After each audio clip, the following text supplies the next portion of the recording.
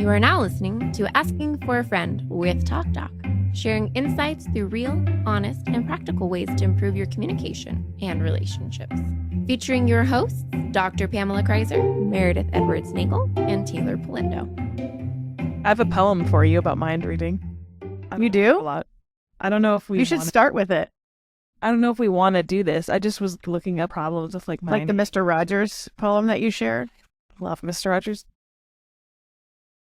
I think share away. My daughter. Morning. No, I don't want to misquote this person. It says it's called Ms. Moem.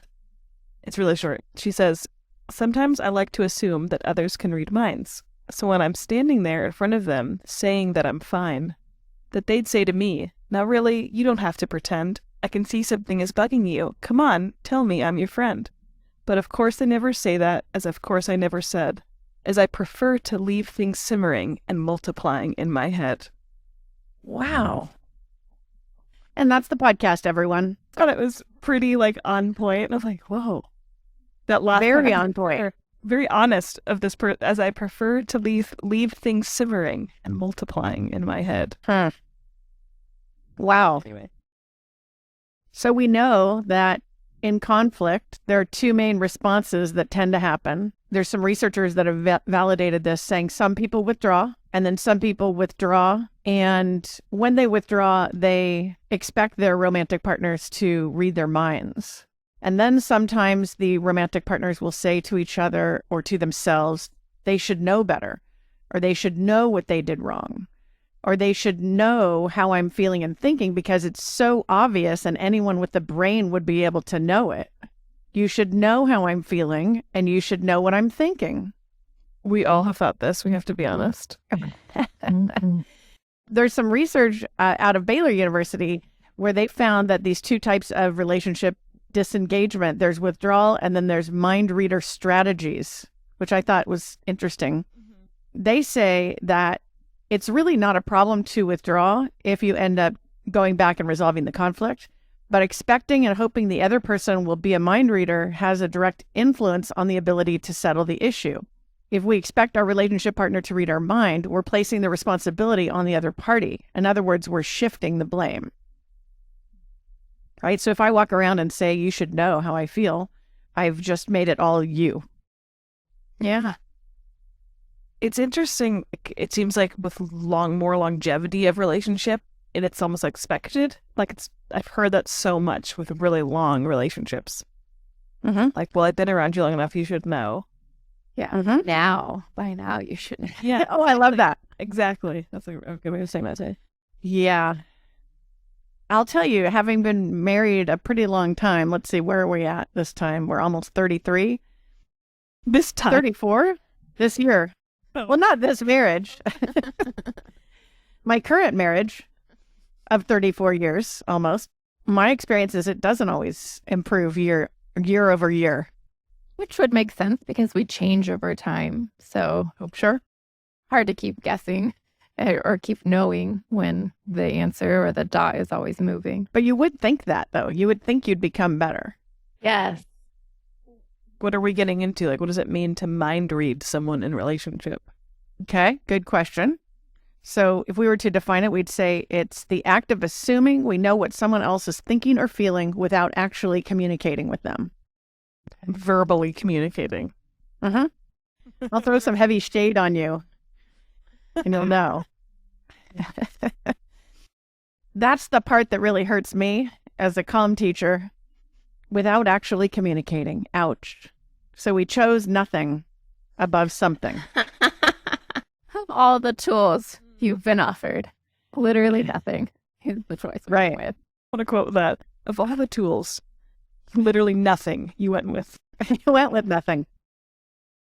So you can guess that, of course, if we're left to our own silence or lack of communication with someone that we care about, then, of course, that's going to breed overestimation of our understanding of their thoughts or feelings. And then we know that we can talk ourselves into believing some of these things. So we believe we're even accurate about it, which is fascinating. Can I get some examples of that? Because How does it show up? Actually, I thought of an example that happened. I thought of two examples that happened with my husband. We've had a lot of wind lately, and our garage door is detached from the house, but the door to the garage was open when the garage door went open, right? And the wind swirled and just slammed the door. Okay. And then I came in, and he was like, whoa, what's happening? And I was like, about what? And he's like, are you mad? Now he didn't do the mind reading part, but initially he went with, she's mad, and just slammed a door, which I don't slam doors, so I don't know what that is. But it was nice to meet him finally. Isn't that what you say? Teighlor? Nice to meet you. Nice to meet you. Yeah. After all these years, it's nice to finally meet you. Boy, both of my stories are garage stories. That's weird. The other time was he was working in the garage and I was pulling up in the car. So I pointed to the driveway because I wanted to see if he wanted me to park it there instead of pulling it in, because it might reduce his workspace. Yes, I got that exactly with that point. Thank you. Because you can read my mind, Teighlor. Yes. So he just frowned at me and he went, no, and shook his head and even his finger. He was like, no. And I was like, okay. So then I kind of pulled in partially and said, hey, you want me to put it in the driveway? The car in the driveway? And he was like, why?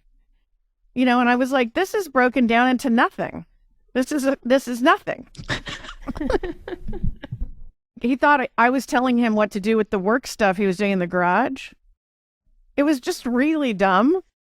Meredith, are you married to a mind reader? I think, sadly, I have to be the offender in this one. Tommy, as we have talked about before, is too practical to do something like this. He's too practical a person.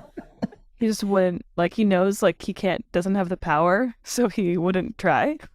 He's so smart, that guy. He's like, I don't have that power, I'm not going to do it, so I'll ask you. That's funny. I don't want to do it, but I think I do it. But usually I do it, and it's, the mind reading doesn't usually stem from, negatively of him. It's more I get insecure, or I get, oh, he's probably thinking this bad thing about me, or he's upset with me, or so then I operate out of that story.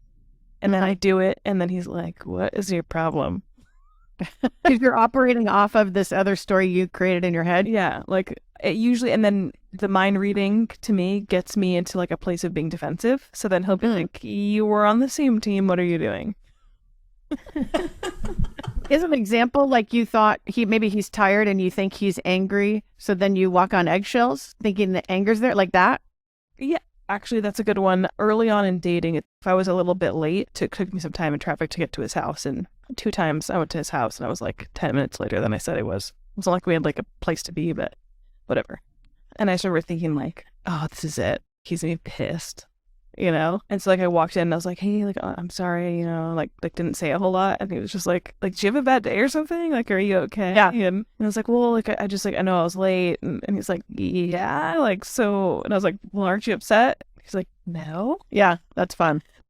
So I just went with that. Yeah. But isn't it based on how you and I would treat ourselves? So if you have a thing against being late, then you're like, oh, they might be mad about me being late. And maybe they don't even have that thing. Yeah, well, he does have that thing, so that doesn't really...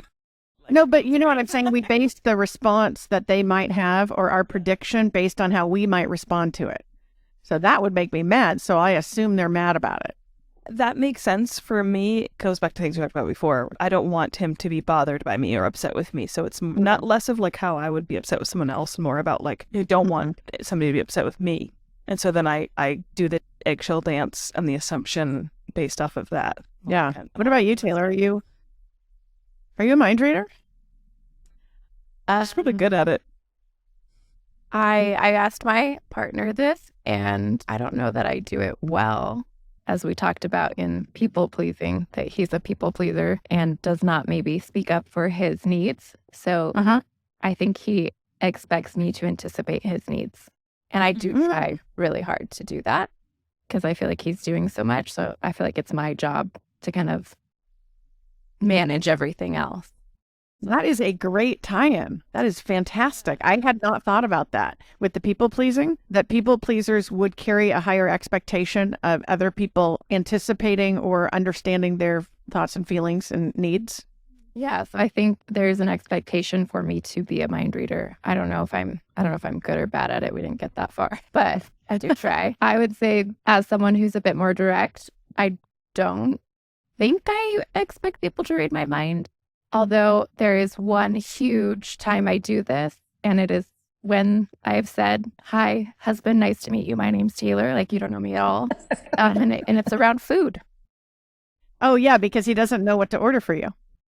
Or like it really comes down to I need a sauce with everything I eat. And I cannot believe he brought home food without extra sauce on the side. And I just am completely baffled. And it's a fight. She's saucy. I'm so saucy. And I still to this day do not understand why there's no sauce in the bag. So What? but I'm And he should know. He should know.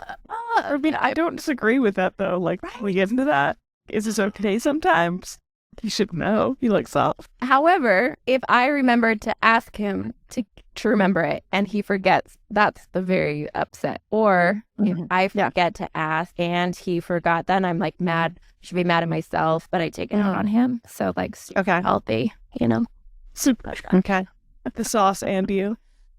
I like that. One of the things that we might observe is that we hear people in our world struggling with mind reading.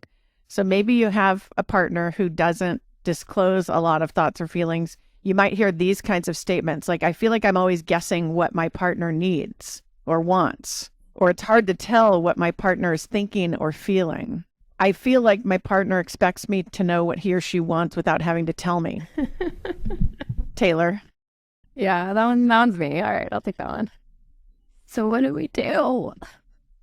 Well, I think we want to kind of think through assumptions a little bit. When we get into that assumption area, and we've talked about this some on the podcast, the stories we make up, we've talked about that episode. These are assumptions that we presume to be true. We've kind of convinced ourselves that this thing is true based on whatever data we have. And that data might be carelessly gathered, or it might be how we would want it. So we assume that that's how it goes. Something that contributes to our inaccuracy is that these assumptions really feed the problem.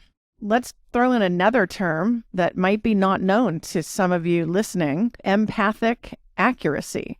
The question is there a good version of mind reading out there? Because we've kind of talked about the downsides of it. Okay, so the question is there good mind readings? Let's talk about what empathic accuracy is. So this refers to the ability to accurately understand and interpret the emotions of others. This involves not only accurately identifying the emotion that the other person is feeling, but also being able to understand the reasons behind it.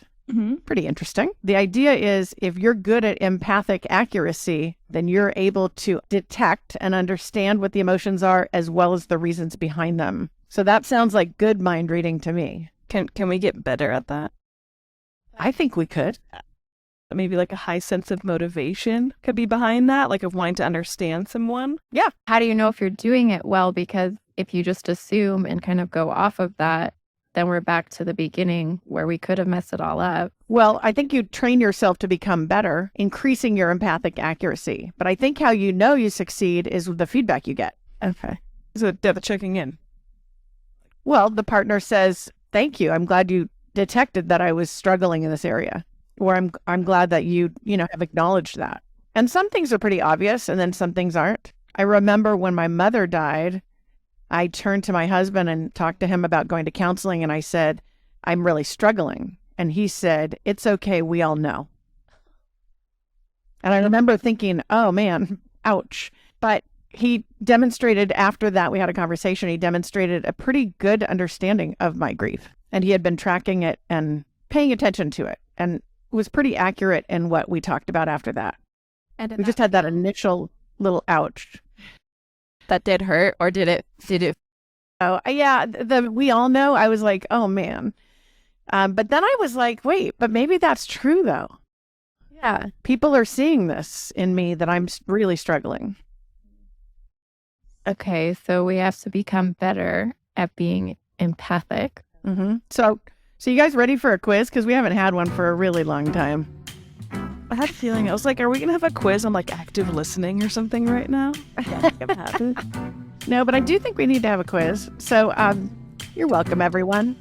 I know, it's been too long since we've done a quiz. Why did I know? I just knew we were going to get one. Okay, you sensed it. You sensed it in the force. Okay, so question, true or false? A previous study by Kilpatrick in 2002 found that couples had significantly more empathic accuracy in their first year of marriage. True or false? Sorry, wait. In their first or after their first? In their first. True. Okay, false. Okay, Teighlor gets it. The study found that couples had significantly less, actually, empathic accuracy. The first More. year's the hardest. Like, I thought it was nobody knows what is going on. Taylor's got it, Meredith. I know. I know. She's the wiener. I mean, maybe you're rusty, though. So let's do another question.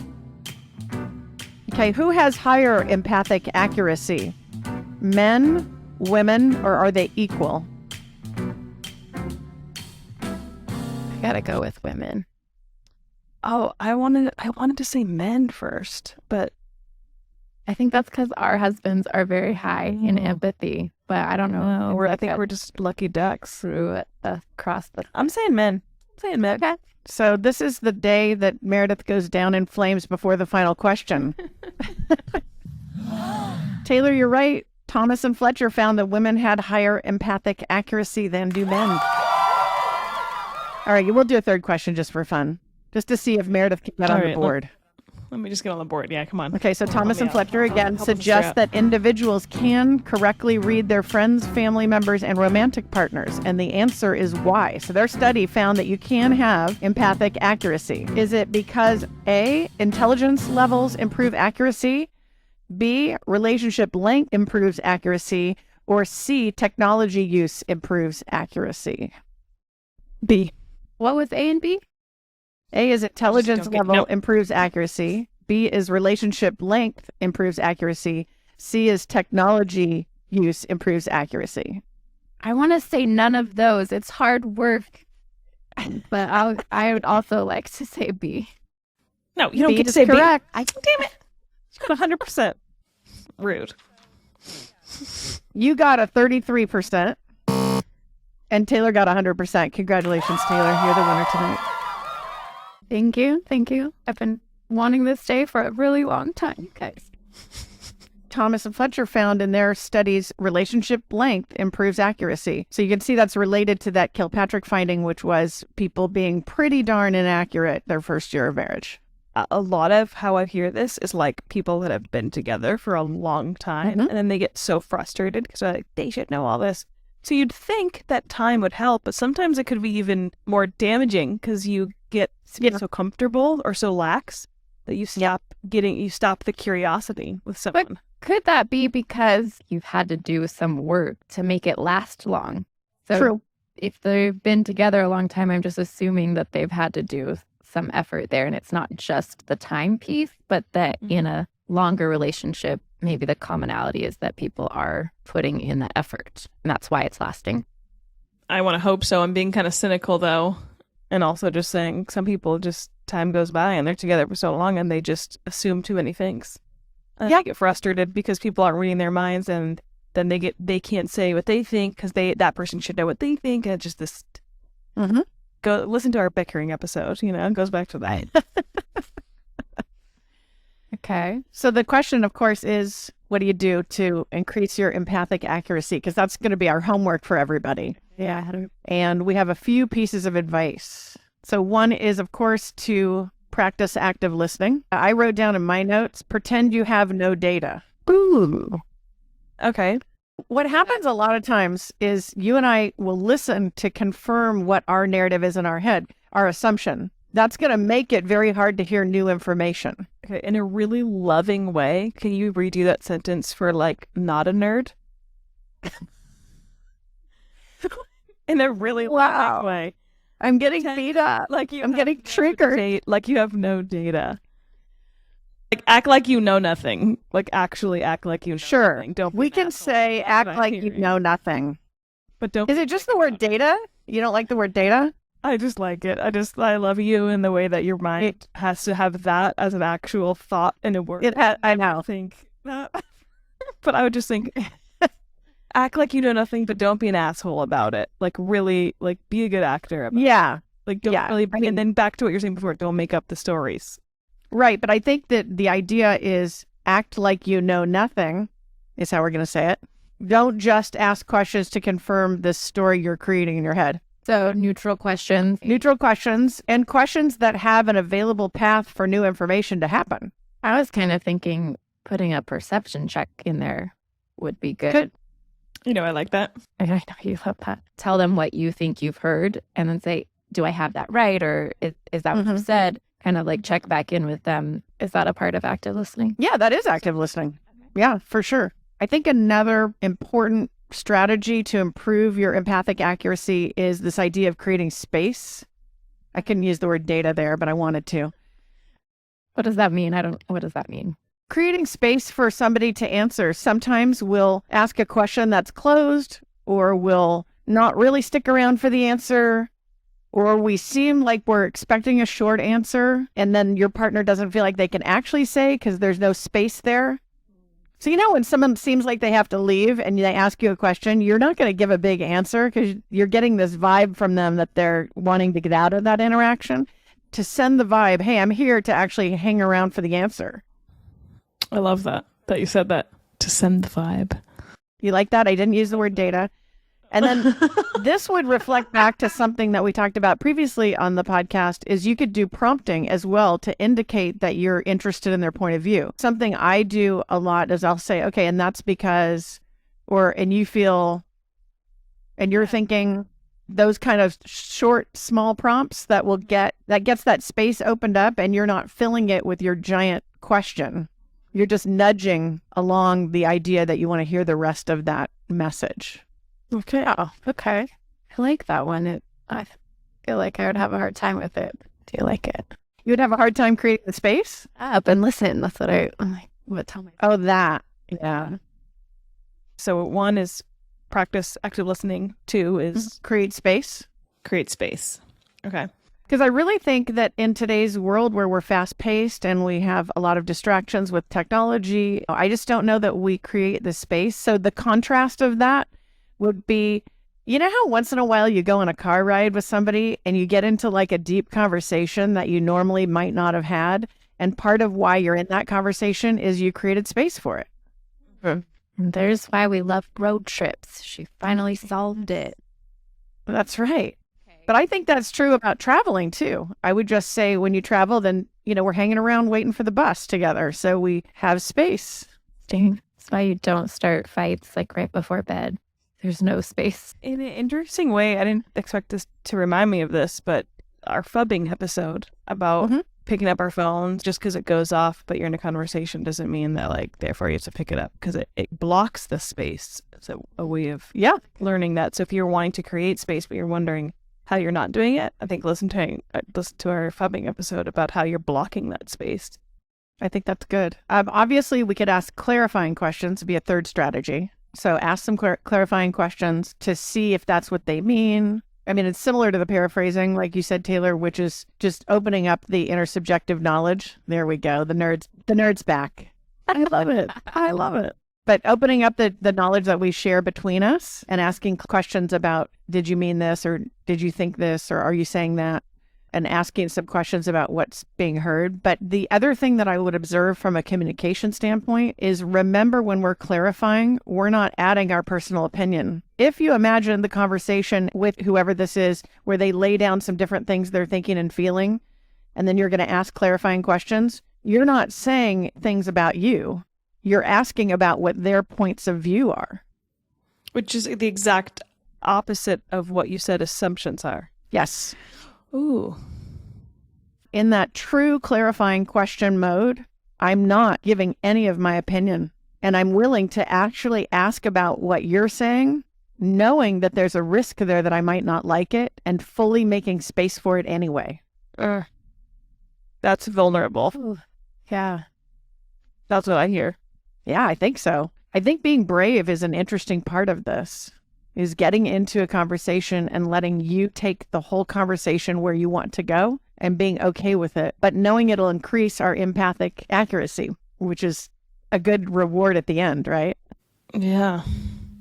without the assumptions, with the active listening, with this empathic accuracy, it sounds like you're really getting to know someone without the mess in the middle of it, which is the stories that we're constantly saying, whether it's about yourself or the other person. It's cutting the mess of that. In a way, I like to almost view it as taking out the bullshit or the drama, which Teighlor, our bullshit monitor, let us reintroduce. Right. I mean, I feel like this is good. Like this, I like that about you. It's like done with the drama, done with the BS. Let's just get to the heart of what's going on. But that's so scary for people. I think so. I feel that tension sometimes. I don't know. Like I want it, but then at the same time, it scares me. I think it's very vulnerable to go into a place with somebody where they're saying what they're thinking and feeling and holding space for all of it, even if it's not attractive or something you wish to be near or want to know. The word brave keeps coming across in my mind. And we could throw a fourth strategy on here, and that is don't judge. Okay.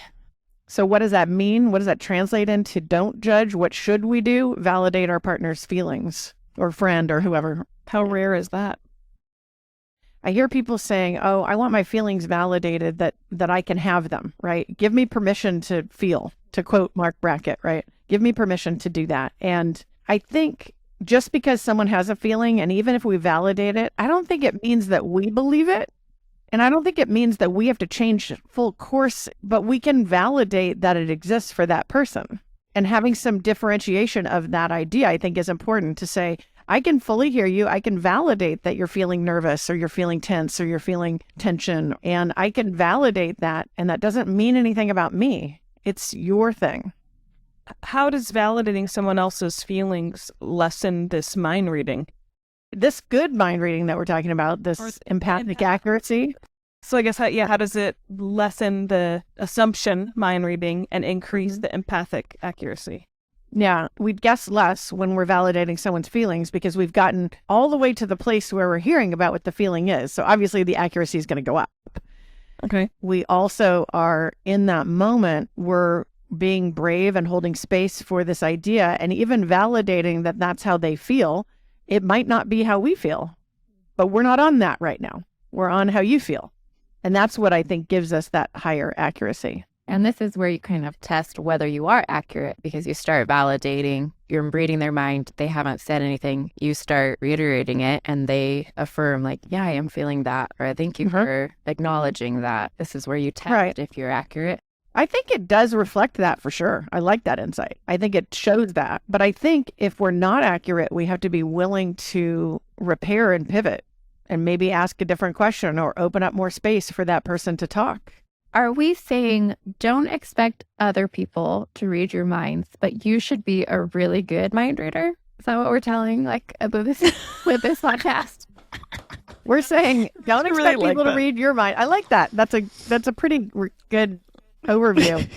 Don't expect other people to read your mind. And then if you're going to do it, be good at it. And here's how. Here's how. So here's a question for either of you or both of you. What is your partner guessing about you? What is it that you don't share that they have to guess? Is it like your mood, your preferences? We obviously heard about all the sauces. There's no guesswork there. No guesswork there. What do they guess about you? I don't know if this is whatever. I'll say it. I get like really, really bad nightmares.